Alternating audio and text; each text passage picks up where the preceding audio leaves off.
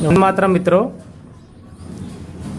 अभी हम गांधीबड़ी जो कि हनुमानगढ़ जिले की इस क्षेत्र की सबसे बड़ी गौशाला है, यहाँ पर आए हुए हैं। और इस गौशाला में पंचगव्य के ऊपर भी बहुत अच्छा काम हो रहा है। और ये वीरेंद्र जी हैं, वो इस पे बहुत बढ़िया काम कर रहे हैं। अभी ओपी सैनी जी यहाँ बैठे हुए हैं, तो इनसे वीरेंद्र आर्य जी कुछ प्रश्न पूछने जा रहे हैं पंचगव्य के ऊपर, और इसका जो उत्तर देंगे वो ओपी सैनी जी देंगे। पूरा लाइव। मातरम सभी साथियों को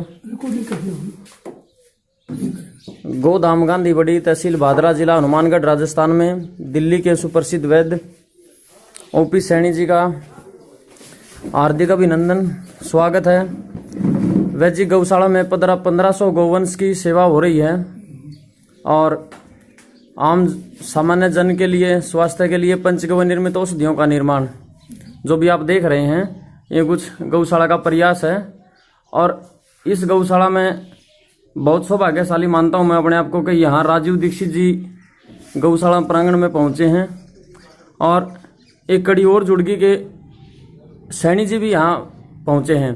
तो सैनी जी, मैं आपसे पूछना चाहूँगा कि आपने जो उत्पाद देखे हैं, इसके अलावा आपके जीवन का कुछ पंचगव्य के ऊपर और भी कोई अनुभव है तो वो आप साझा करें, और जिससे आमजन को स्वास्थ्य का लाभ मिले। सैनी जी, मोबाइल थोड़ा नजदीक कीजिए। सबसे बड़ी खुशी तो मेरे को शायद इस चीज़ की है कि आप जैसे नौजवान इस नॉलेज को आगे बढ़ाने में सतत प्रयास कर रही हैं, और जंगल में मंगल आपने रचा हुआ है। इसका मुझे बहुत ही अच्छा लगा यहाँ का वातावरण देख करके। और हम आपके साथ हैं। हमेशा एक चीज़ का ध्यान रखना कि जो हमारी गई हुई पीढ़ी है, बुजुर्ग पीढ़ी है, उसके नॉलेज को आगे बढ़ाने का जो वजनदार कर्तव्य आपका है, उसको पूरा करें। जो नॉलेज हमारे पास है उसको ग्रहण करने की कोशिश करें और समाज की सेवा के लिए। अब पंचगव्य के बारे में तो वैसे नाड़ी वैद्य हूँ, लोगों का इलाज करता हूँ, लेकिन कई बार क्या होता है कि कई बार हम देखते हैं कि आदमी की जो लगन होती है वो इंसान को कहीं से कहीं पहुँचा देती है। तो उस लगन का एक उदाहरण आपको दे रहा हूँ। थोड़ा जोर से। अरे इसकी चेहरा ही नहीं आ रही, चेहरा तो आना चाहिए, कोई बात नहीं। तो पंचगव्य के बारे में एक बार हमारी मीटिंग थी आज से 3 साल पहले। तो उन दिनों शुरुआत ही हुई थी दिल्ली के अंदर।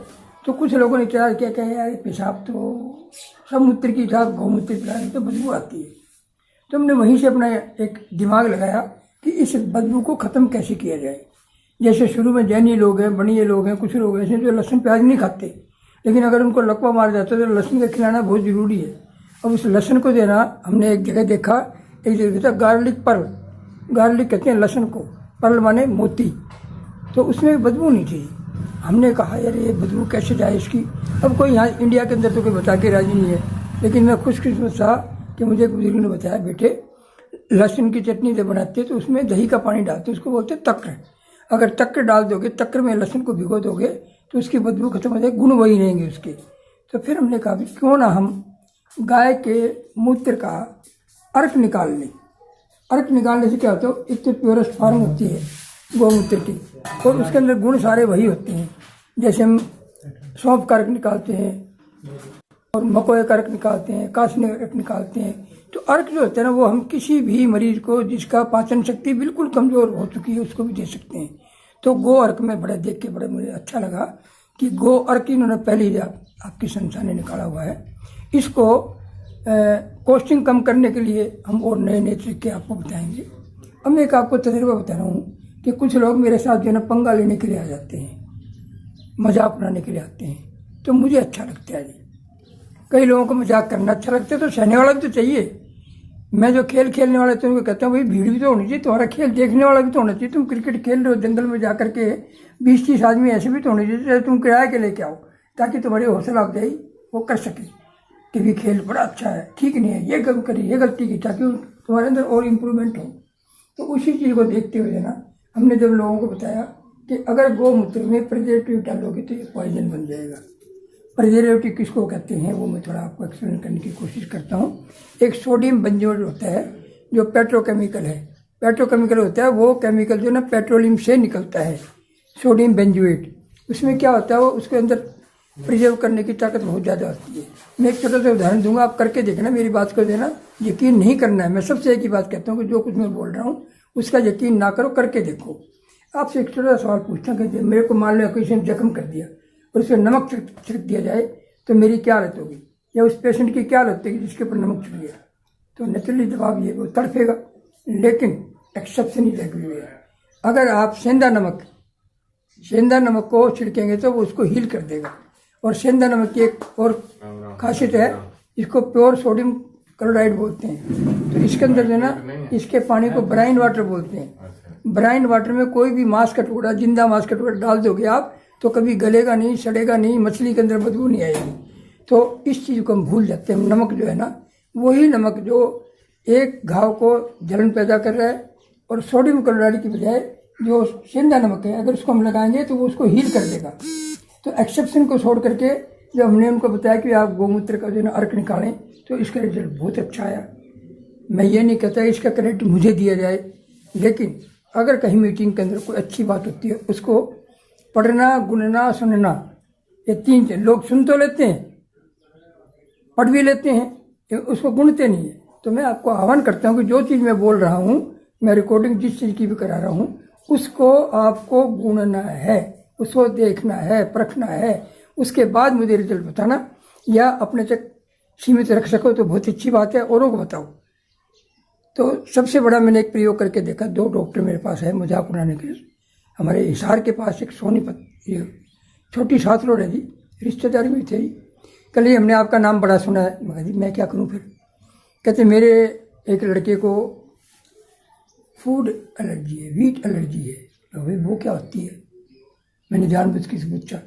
कहते हमारा बच्चा कोई भी गेहूं की चीज़ खाता है, गेहूं खाए, मक्का खाए, डबल रोटी खाए, खाने के साथ ही लेटिन आ जाती है। तो मैंने इसका बहुत किताबों में पढ़ने की कोशिश की, लेकिन कहीं भी उत्तर नहीं मिला। तो मेरा लाइफ का एक्सपीरियंस है, जो चीज़ आपको ना सुलझे, जिस चीज़ का आपको कोई ज्ञान ना हो और आप उसके नज़दीक जाना चाहते हैं, तो जगह जगह लोगों से पूछो, रास्ता पूछो। रास्ता भटक गए हो तो कोई ना कोई तो सही बताएगा। उल्टा सीधा जाते लोग मजे लेंगे, इधर चले जाओ, इधर चले जाओ, इधर। आप एक आदमी से रास्ता मत पूछो।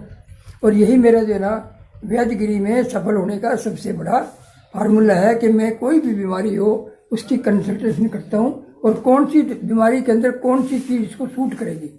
जैसे हमारे कपूर साहब ने एक अच्छी बात बताई कि आप जो है ना किसी भी आदमी को कोई दवाई देते हो तो सबसे पहले उसको देखो इसकी कैपेसिटी कितनी, इसकी इम्यूनिटी कितनी है। इम्यूनिटी अगर उसकी कमजोर है तो वो दवाई काम नहीं करेगी। अब मैं गोमूत्र के बारे में आपको बताने की कोशिश करता हूँ। हो सकता है आप में से कुछ लोगों को पता भी हो और आपने उसको नज़रअंदाज कर दिया हो। तो मेरा अपना एक्सपीरियंस बता रहा हूँ कि एक जगह में गए थे, मोहन लाल जी थे। हम जब उनके पास गए तो मैंने पूछा जी कोई फार्मूला हमें बता दो। कहते मैं बेवकूफ़ हूँ क्या, मैं क्यों फार्मूला बताऊँ? फिर मेरे से पूछ लो। तो मुझे जो है ना लोगों से चीज़ उगलवाने का एक शौक है। किसी भी तरीके से साम दाम दंड भेज सारे प्रयोग करके जब मैं कोशिश की, मैं कहा मोहल्ला जी एक बात है, मेरे पास एक डॉक्टर आया और डॉक्टर कहने लगा कि भाई आपके पास कोई ऐसा इलाज है जो व्हीट एलर्जी को ठीक कर दे। पंजाब के अंदर बहुत फैला हुआ है ये व्हीट एलर्जी। मीन कोई भी गेहूं की चीज़ खाओगे तो आपको हजम नहीं होगा। तो उसने एकदम कहा भयंकर संग्रहणी, एकदम कहा भयंकर संग्रहणी। तो मैं कहा संग्रहणी क्या होती है? कहते जा यहाँ मेरा दिमाग खराब करने के लिए पेशेंट को लेकर मैं उसको ठीक करूँगा और 50,000 रुपये लगेंगे। अब मैंने कहीं नोट किया हुआ था कि अगर भयंकर संग्रहणी हो जाए तो क्या इलाज इसका। मैं आपको सोर्स बताया है कि ये तजुर्बा मेरे को कहाँ से मिला। जो चीज़ मुझे अच्छी लगती है, कोई मुझे बताता है तो मैं नोट कर लेता हूँ। दिमाग में तो करते ही करते हैं। कॉपी के अंदर मैंने पढ़ा, उसमें लिखा हुआ था कि अगर भयंकर, ध्यान से सुनो, एक एक शब्द कीमती है जो अभी बता रहा हूँ। अगर किसी को भयंकर संग्रहणी हो जाए, कोई दवाई काम ना करे, एलोपैथी भी बेकार है, होम्योपैथी भी बेकार है, आयुर्वेदिक भी बेकार है, तो उसमें आपको एक ऐसा अमृत तुल्य योग बताते हैं और वो है गाय का गोबर।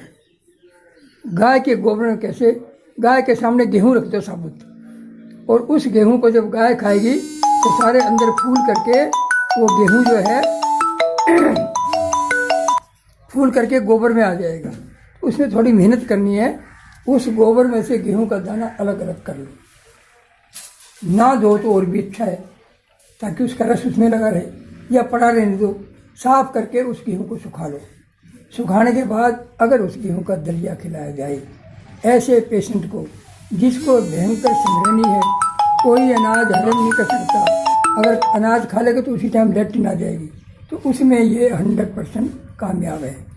हमने उस डॉक्टर से, पिताजी से बात की, मैं कहा भैया मेरे पास इलाज के लिए थोड़ा महंगा है, ये भी साइकोलॉजी लोगों की, कहीं महंगी कोई बात नहीं लेकिन मेरी एक शर्त है कि मैं पैसे जब लूँगा जब आपका बच्चा गेहूं की रोटी खाने लग जाएगा। कल ये ऐसा कहते और भी गाजियाबाद में, लेकिन वो भी MBBS का डॉक्टर है। मगर दूसरी बात ये हमारे को बाहर से गाय का था और दलिया बना के मैं कहा भैया ऐसा है, इसकी 50 ग्राम की खुराक 300 रुपये की है, लेकिन पैसे जब लूँगा जब आपके बच्चे को फायदा हो जाएगा। उसने तकरीबन 40 दिन तक जो है वो हमने दलिया बना के उसको दे दिया। और अगर किसी आदमी को डाउट है तो मैं उन आदमी से, दोनों डॉक्टर से मिलवा भी सकता हूँ।